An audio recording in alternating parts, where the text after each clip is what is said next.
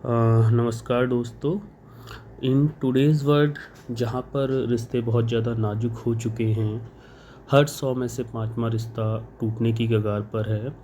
Divorce बहुत बढ़ चुके हैं, ब्रेकअप्स बहुत ज़्यादा हो रहे हैं, रिलेशन सच में ही काफ़ी कमज़ोर हो चुके हैं।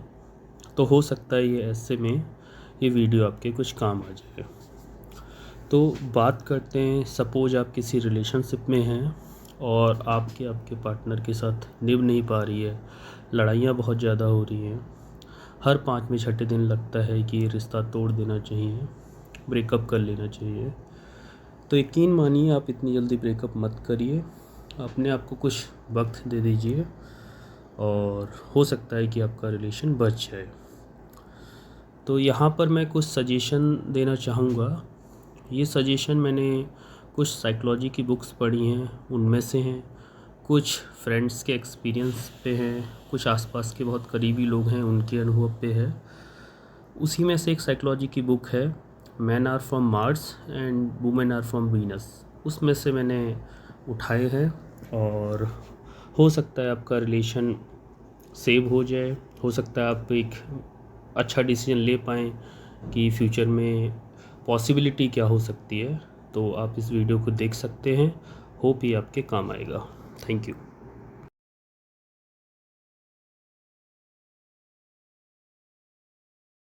तो पहला सजेशन ये है कि अगर आप किसी से प्यार करते हैं, अगर आप सच में वाकई में उनसे बहुत ज़्यादा प्यार करते हैं, तो फिर आप उस रिलेशनशिप में दिमाग बिल्कुल भी मत लगाइए, उसमें सिर्फ और सिर्फ दिल ही लगाइए। क्योंकि 90% लोग, होता ये है कि दिमाग लगा देते हैं और इस वजह से उनका रिलेशन ख़राब हो जाता है।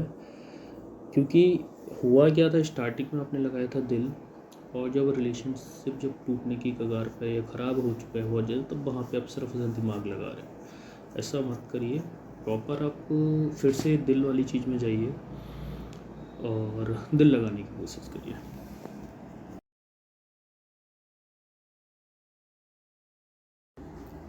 दूसरा सजेशन ये है कि अगर आपकी रिलेशनशिप में कोई तीसरा इन्वॉल्व है, तो वो बेशक आपका फ्रेंड हो, आपका बेस्ट फ्रेंड हो, भाई हो, बहन हो, मम्मी पापा, कोई भी हो, या सामने वाली पार्टी में उनका भी भाई हो, बहन हो, दोस्त हो, कोई भी बेस्ट फ्रेंड हो, कोई भी, आप उनका सजेशन, आप उनकी बातें सिर्फ सुन लीजिए, उस पर अप्लाई मत करिए इतनी जल्दी। अप्लाई बहुत बाद में करना है, जब आपको लगे बिल्कुल ही ख़राब हो चुका है, बट स्टार्टिंग में आपको अप्लाई नहीं करना है। क्योंकि होता ही क्या है कि तीसरा बंदा कोई भी है, वो अपने हिसाब से सजेशन देगा, वो अपने हिसाब से सोचेगा और वो सिर्फ वो अपनी राय ही देगा। तो आप किसी भी कीमत पर तीसरे को इन्वॉल्व मत करिए, अगर आपको सच में ही रिलेशन आगे सक्सीड करना है। तीसरा सजेशन ये है कि आपको कन्फ्यूज़न है कि रिलेशनशिप जेन्युइन है, फेक है, दिखावा है, कुछ भी है, तो इसका एक सिंपल तरीका है। सिंपल तरीके में वैसे तो विकास सर ने भी यूट्यूब पे बताया हुआ है, बट आप खुद भी ट्राई कर सकते हैं। इसके लिए आप बहुत ही आसान है, आप उसको ये कर सकते हैं कि दिमाग उसमें बिल्कुल भी नहीं लगाना है, सिर्फ़ और सिर्फ अपने अंतरात्मा की जो आवाज़ है वो सुननी है कि आपकी अंतरात्मा क्या कह रही है। अब उस अंतरात्मा को कैसे पहचाने कि वो अंतरात्मा क्या कह रही है, उसके लिए आप जो चौथा सजेशन है उस पर फोकस कर सकते हैं। तो चौथा सजेशन ये है, चौथा सजेशन में आप दो तरीके से कर सकते हैं। एक तो ये कि आप जो भी आपका पार्टनर है, आप उससे बिल्कुल भी बात मत करिए 3 दिन तक। कोई भी बहाना मार दीजिए कि मुझे काम पे जाना है, या फिर मतलब मैं बीमार हो गया हूँ, कुछ भी XYZ। और फिर उन 3 दिनों में आप रियलाइज़ कीजिए कि आपको सुबह, दोपहर, शाम क्या वही याद आता है, उसी की याद बनी रहती है, या फिर आप सोच रहे होंगे कि वो क्या कर रहा होगा, वो क्या कर रही होगी। तो अगर आप 24 घंटे, पूरे पूरे 72 घंटे सिर्फ उसी के बारे में सोच रहे हैं, तो फिर आपकी जो अंतरात्मा है वो यही कह रही है कि this might be a true partner. एक तरीका ये हो सकता है। दूसरा तरीका ये हो सकता है कि आप लगातार 21 दिन तक अपना जो रिलेशनशिप है, जो भी अभी तक आप देते आ रहे हैं, उसमें फिर आप 100% सपोज आप देते आ रहे हैं, तो उसको आप 50% कर दीजिए। 50% करने के बाद भी आपका वो पर्सन आपके दिमाग से नहीं निकल रहा है, आपको लग रहा है कि नहीं, कुछ बात है इसमें, आपको क्लिक कर जाएगा वो कुछ ना कुछ। बेशक चाहे उसमें कितनी भी बुराई हो वो आपको क्लिक कर जाएगा। अगर ऐसा है तो फिर वो अंतरात्मा की आवाज़ है, फिर आप उसकी सुन सकते हैं अपने उस अंतरात्मा की आवाज़, और फिर आपको डिसीजन लेने में और आसानी होगी, और ये भी आसानी होगी कि रिलेशन जेन्युइन ही होगा। अब चौथे सजेशन के बाद ये चीज़ आपको डिसाइड हो जाएगी कि मेरी अंतरात्मा की आवाज़ क्या कह रही है। अगर आपकी अंतरात्मा की आवाज़ ये कह रही है 3 दिन ना बात करके कि हाँ ये ही मेरा पार्टनर हो सकता है, फिर 21 दिन वाला जो 50% आप उस पर ध्यान दे रहे हैं उसमें भी आपकी आवाज़ यही कह रही है कि हाँ ये मेरा पार्टनर हो सकता है, तो फिर आप उसके बाद ये मान के चलिए फिर आपको इस रिलेशनशिप में 100% ही देना है आगे, और इसी रिलेशन को हर हालत में कंटिन्यू करना है। फिर चाहे जो हो जाए फिर आपको सिर्फ और सिर्फ अपना 100% ही देना है। सजेशन 6, सजेशन 6 आपसे सिर्फ ये कह रहा है कि जब भी आप ये पता करने की कोशिश कर रहे हैं कि मेरा दिल मेरी अंतरात्मा क्या कह रही है, वो पार्टनर मेरे लिए सही है या गलत है, उस दौरान उन दोनों के दौरान आप गूगल, कोरा, यूट्यूब और एनी साइकोलॉजी जो यूट्यूब पे जो है, साइकोलॉजी ये कहती है, साइकोलॉजी ये कहती है कि ऐसा होगा तो ऐसा होगा, उन पर बिल्कुल भी मत ध्यान दीजिए। जो आपका दिल कह रहा है, सिर्फ जो आपका दिल कह रहा है, जी हाँ जो आपका सिर्फ दिल कह रहा है उसी की सुनिए। किसी भी थर्ड पर्सन का इन्वॉल्वमेंट मत करिए उन 3 दिनों में, उन 21 दिनों में। पॉइंट 1। पॉइंट 2, कोई भी जो यूट्यूब में वीडियोस वगैरह हैं वो कह रहे हैं कि नहीं आपकी सेल्फ़ रिस्पेक्ट है या जो भी है, वो प्लीज़ उसको बिल्कुल आपको इग्नोर करना है।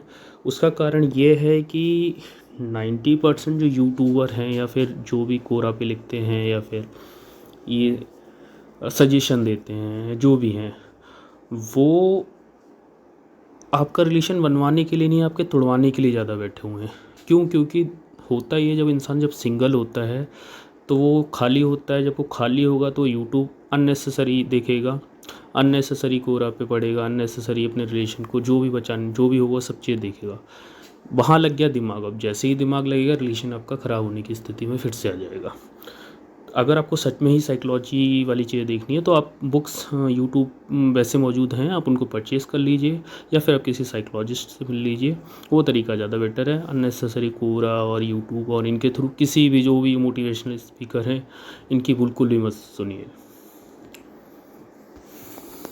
सजेशन 7 में ये है कि देखो 2 टाइप के जो लव है ना, एक माँ के लिए लव और एक दूसरे के प्यार के लिए लव, जो आपकी मोहब्बत है उसके लिए लव। उसमें सेल्फ़ रिस्पेक्ट की बात आप बिल्कुल भी मत रखिए। जी हाँ, उसमें आप सेल्फ़ रिस्पेक्ट की बात बिल्कुल भी मत रखिए। उसमें अगर आपको रखना है, मैं पर्टिकुलर ये प्यार वाले लव जो आपका पार्टनर वाला जो प्यार है उसके लिए बात कर रहा हूँ, उसमें आप लॉयल्टी रख सकते हैं। लॉयल्टी अगर आपकी ब्रीच हो रही है, लॉयल्टी अगर आपकी एक बार टूट गई है, उसने आपके साथ धोखा किया है, किसी वो थर्ड पर्सन के साथ इन्वॉल्व हो गया है कैसे भी, उस कंडीशन में आप रिलेशन ब्रेक कर सकते हैं बिल्कुल।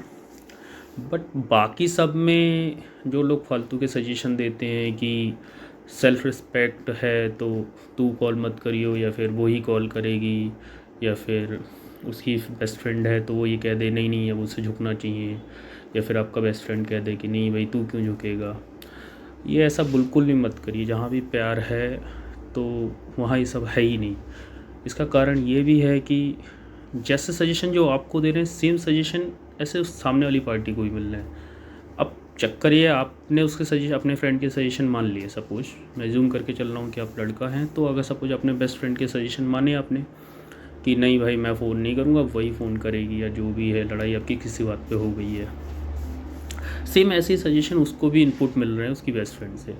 वो भी यही कह रही नहीं ये लड़का ये अगर तेरे से प्यार करता होगा तो वो कॉल करेगा। अब दोनों ही कंडीशन में क्या हो रहा है कि दोनों एक दूसरे का इंतज़ार कर रहे हैं कब कौन कॉल करे। फिर तो गैप बढ़ रहा है, और जैसे ही गैप बढ़ता जाएगा आप यकीन मानिए कम्युनिकेशन आपका ब्रेक हो गया, और जब कम्युनिकेशन ब्रेक होगा तो 90% चांसेस और बढ़ जाएंगे कि आपका रिलेशन अच्छा ना चले, क्योंकि रिलेशनशिप में सबसे ज़्यादा ज़रूरी है कम्युनिकेशन। अगर आप किसी 2 प्यार करने वाले इंसान को बीच टाप पे छोड़ दें, यकीन मानिए वो उनके बीच में लड़ाई होगी ही नहीं। अगर होगी भी तो वो खुद ही सॉर्ट आउट कर लें। क्यों? क्योंकि वहाँ पर क्या है कि थर्ड पर्सन इन्वॉल्व ही नहीं है, और जहाँ भी थर्ड पर्सन इन्वॉल्व नहीं है वहाँ रिलेशनशिप बहुत अच्छी चलेगी। बट आज के टाइम पे समस्या ये आ जाती है कि हम यूट्यूब में देख लेते हैं कि ऐसा होगा, वो ऐसा कर रहा है, या फिर किसी थर्ड पर्सन को इन्वॉल्व कर लेते हैं, बता यार वो उसने ऐसा किया, इसका क्या मतलब है। उसका मतलब कुछ नहीं है, वो सिर्फ अपने हिसाब से जिससे आप राय लेंगे वो सिर्फ अपना पर्सपेक्टिव रखेगा।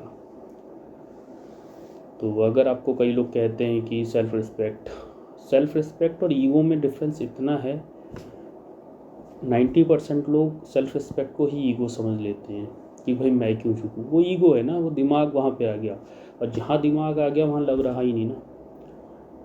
अब बात करते हैं सेल्फ रिस्पेक्ट की। सपोज कोई बंदा आपसे प्यार करता है, सेम टाइम में वो किसी दूसरे से भी प्यार कर रहा है, किसी दूसरे के साथ फिजिकल हो रहा है, दूसरे पे पूरी तरीके से प्यार कर रहा है, वहाँ आपकी सेल्फ रिस्पेक्ट आपका लग गया दांव पर। उस रिलेशनशिप में आप फिर मत करिए कंटिन्यू। मेरा मतलब ये पर्सनली सजेशन है, बुक में भी ऐसा ही लिखा हुआ है, बाकी प्रैक्टिकल भी कई लोगों पे एक्सपेरिमेंट किया है, उनका भी यही सजेशन है। उस कंडीशन, सिर्फ वही एक कंडीशन है जहाँ पे आपकी लॉयल्टी ब्रीच हो रही है, जहाँ पे आपकी लॉयल्टी ब्रेक हो रही है, उस कंडीशन ऑफ रिलेशन बिल्कुल तोड़ दीजिए। बाकी और कोई भी तरीका है, कोई भी चीज़, बाकी सारी चीज़ों में आप अपने रिलेशनशिप में सुधार कर सकते हैं और अपना रिलेशनशिप बहुत अच्छा कर सकते हैं। यकीन मानिए, जिससे आप प्यार करते हैं अगर वही आपको पूरी लाइफ में मिल जाएगा, दुनिया में उससे अच्छा कुछ नहीं है। पहला ये कि जो अपने पेरेंट्स से प्यार करते हैं वो आपके साथ रहते हैं लॉन्ग टर्म, वो सबसे अच्छा है। दूसरा ये जिससे आप प्यार करते हैं वो अगर आपके साथ हो जाए, तो यकीन मानिए दुनिया बहुत बेहद खूबसूरत है। अननेसेसरी लोगों की बातों में आके उनकी सुनकर अपना रिलेशन मत ख़राब करिए। क्यों? क्योंकि बहुत ज़्यादा छोटी सी ज़िंदगी है। ऑन एवरेज 60-70 साल की ज़िंदगी है, उसमें भी 30 साल के बाद आप शादी करने का सोचते हैं या फिर आप पार्टनर के साथ इन्वॉल्व होते हैं, तो बच्चे आपके पास सिर्फ और सिर्फ 30 साल मान लो, उसमें 10 साल ही ये होते हैं जिसमें आप बहुत ज़्यादा रोमांस, बहुत ज़्यादा केयरिंग, ये सब चीज़ें कर पाते हैं। उसके बाद वो फिर रिलेशन बिल्डअप हो जाता है। तो अच्छा यही है कि आप जिससे प्यार करते हैं उसे अंत तक ले जाइए, उसे पूरा कीजिए।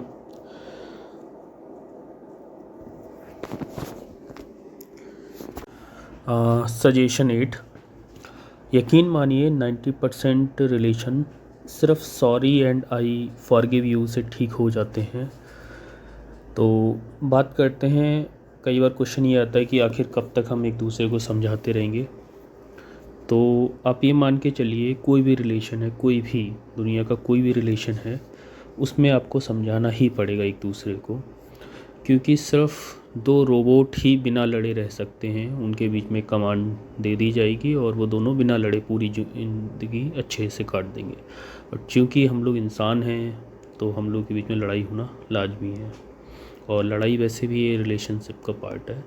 तो अगर आपको लगता है कि हमारी लड़ाइयाँ बहुत ज़्यादा हो रही हैं, तो ऐसा कुछ भी नहीं है, लड़ाइयाँ सबके बीच में होती हैं। आप किसी भी यूट्यूबर को उठा के देख लीजिए, कोई भी बेस्ट से बेस्ट जो मोटिवेशनल है वो लिख के नहीं दे सकता कि मेरी लड़ाई नहीं हुई है या ना होगी। जो भी कहते हैं सब झूठ बोलते हैं। सजेशन 9 ये है कि कभी भी आपके बीच में मिसअंडरस्टैंडिंग हो जाए, मिसकम्युनिकेशन हो जाए, तो किसी से भी अगर आप सुझाव मांग रहे हैं, सलाह मांग रहे हैं, तो कभी भी मैरिड कपल से सजेशन मत मांगिए। खासकर वो मैरिड कपल जिसका रिलेशन 6-7 साल पुराना है, उससे तो बिल्कुल भी मत मांगिए। यकीन मानिए, शादी करने के बाद एक टाइम ऐसा भी आता है कि जो भी कपल्स होते हैं वो यही सोचते हैं कि शादी करके कोई फ़ायदा नहीं है, तो वो सलाह भी उस आपको वैसी ही देंगे। अगर आप लड़की हैं तो वो कहेंगे कि हाँ कुछ फ़ायदा नहीं है, शादी करके सही नहीं है, कोई दूसरा देख लेंगे।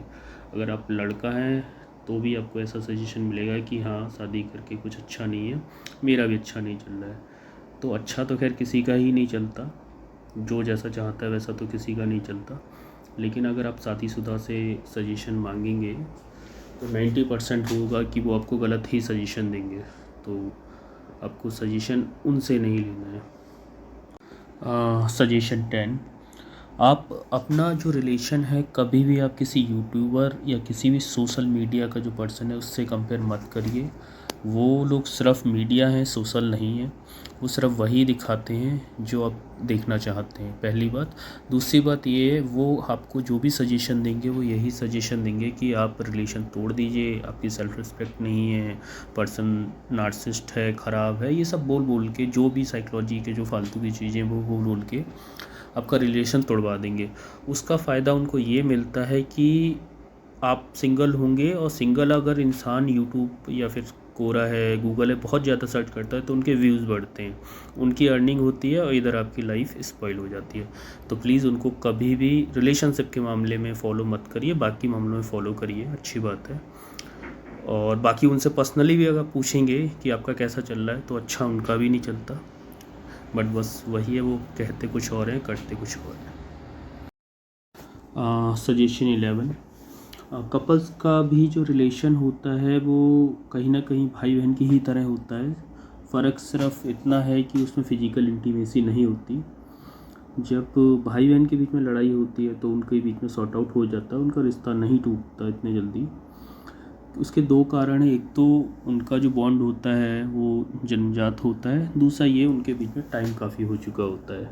बट कपल्स के बीच में जैसे ही लड़ाइयाँ चालू हो जाती हैं वो रिलेशन तोड़ने में ही भलाई समझते हैं, जो कि सही नहीं है।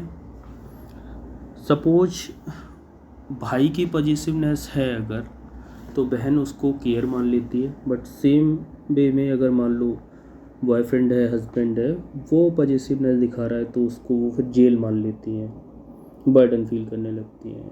सिमिलर वे में अगर बहन सजेशन देती है किसी चीज़ को तो वो आइडियाज़ मान लेता है भाई, बट अगर गर्लफ्रेंड या वाइफ सजेशन देती है तो उसको हस्बैंड या बॉयफ्रेंड ऑर्डर फील करने लगता है। तो ये बहुत छोटी छोटी चीज़ें हैं, अगर इन छोटी छोटी चीज़ों में अगर आप इम्प्रूव करेंगे तो यकीन मानिए आपका रिलेशन बहुत अच्छा चलेगा। परफेक्ट तो कोई भी नहीं होता, कोई भी नहीं। और दुनिया सच में ही बहुत खूबसूरत है, इतने बड़े ब्रह्मांड में सिर्फ इसी अर्थ पर जीवन है। और अगर आप सोचते हैं कि आप एक इंसान के साथ नहीं रह पा रहे हैं, आप पूरी उम्र अगर सिंगल रहना चाहते हैं, आपका डिसीजन है, अच्छी बात है, बट आप सोच के देखिएगा सच में ही लाइफ इतनी टफ है, इतनी टफ